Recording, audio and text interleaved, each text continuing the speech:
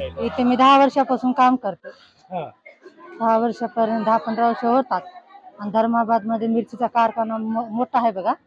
इथे आम्हाला रोजगार म्हणताना 500 कधी 600 मिळू शकते आम्हाला रोजगार. त्याच्यामुळे बाहेर गावी जात नाही. इथं भरपूर काम आहे आम्हाला. हा. आणि जे गरीब आहेत त्यांना असं निवळ काय चूल पेटत नाही, त्यांचं बी रोजगार इथं निघून जाते. देठ काढतात, त्यांची पोटभराई होते. ये धर्माबाद की मिर्ची, यहाँ गौरानी मिर्ची आती थी। धर्माबाद की मिर्ची बहुत मशहूर मिर्ची है और यहाँ पर पूरे इंडिया के लोग धर्माबाद की मिर्ची तेज रहती है और गौरानी रहती है, अच्छी रहती है बोल के यहाँ पे बहुत लोग आते हैं और तेलंगाना से महाराष्ट्र से आके बहुत लोग यहाँ से लेके जाते मिर्ची। हाँ, इंडियन आर्मी जैसा कि अहमदनगर में है, पूना में है, वो लोग तेज मिर्ची होना बोल के यहाँ तक आके उनको जो सप्लाई करते हैं वो लोग आके ले जाते हमारे पास से। हाँ, धर्माबाद की मिर्ची आज नहीं 1970 से मशहूर है ये। धर्माबाद के मार्केट यार्ड में शेतकरी का माल कम से कम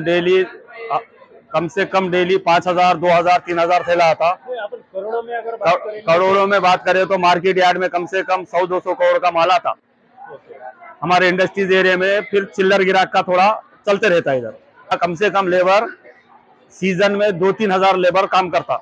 मिर्ची में यहाँ पे क्या है, मिर्ची के कोल्ड स्टोर भी है, जो मिर्ची रखने के लिए एसी गोडाउन है, उसके लिए यहाँ पे क्या है, माल लाके लोग रख के फिर बरसात में बेचते। मिर्ची आने के बाद में अगर किसी को तेज मिर्ची लगती तो तेजा डालते उसके अंदर, सीफई, बिहारगी, कश्मीरी डब्बी, ये हर नमूने का माल जिसको जैसा ऑर्डर रहेगा, तेज तो तेज, मीडियम तेज, कम तेज, ऐसा 3 क्वालिटी बना के लोगों को देते हम। ये क्या है, इसके अंदर मिर्ची के अंदर 3-4 क्वालिटी रहते। एक सिर्फ लाल होने की मिर्ची रहती, कोई कलर नहीं रहता उसके अंदर, नेचुरल रहता। आज तक भी हम यहाँ पे मिर्ची बेचे, कोई कलर नहीं उसके अंदर, ना कुछ नहीं, नेचुरल कलर रहता वो। कभी वो गौरानी मिर्ची क्या है, थोड़ा कम कलर आती थी, वो खाने से लोग वो आदत थी कम कलर खाने की। अब ये सीड का मिर्ची आने से थोड़ा लाल कलर आ रहा, उसके अंदर लोग जरा शक समजते। सर इथं भरपूर प्रमाणात मिरची येते सर। अजून एक गोष्ट म्हणजे सर, जे इथं पावडरवाले मशीन्स आहेत किंवा इंडस्ट्रियल लोक आहेत, ते लोकाला जर एक्सपोर्ट करायचं असेल किंवा डोमेस्टिक कोणाला पावडर द्यायचं असेल तर ते लॅबमध्ये खरे पॅरामीटर्समध्ये उतराव, तरच ते एक्सपोर्ट होईल किंवा आपलं डोमेस्टिकमध्ये पावडर जाईल। ते तोपर्यंत इथं लॅब होणार नाही तोपर्यंत आपला व्यवसाय वाढणार नाही सर।